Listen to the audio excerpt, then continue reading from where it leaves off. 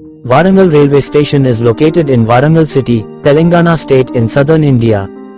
Two Braille maps have been installed near the inquiry counter, which provides complete layout of the railway station, to facilitate independent travel of visually impaired persons. Standard Chartered Bank, with the expertise of Anuprayaas, assisted the visually impaired to reach the ticket counter from the entrance gate. Now, people with disabilities can also identify different facilities like lift for easy movement. Generic Braille signages are available at all the major locations. Platform indicators to identify the platform numbers. This helps people with disability to reach the right platform at the right time. These are available at every platform to avoid misunderstandings.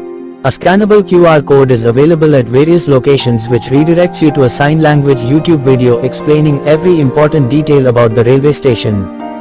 Complimentary Braille booklets are also available at the railway station, which provide a complete guide to the railway station for visually impaired persons. Divyangjan toilets which are provided for persons with disabilities have been made more accessible for easy and more access. Water booth signages at various platforms to enhance accessibility. Portable ramps and wheelchairs have been provided at the railway station to assist people using a wheelchair to board the trains easily.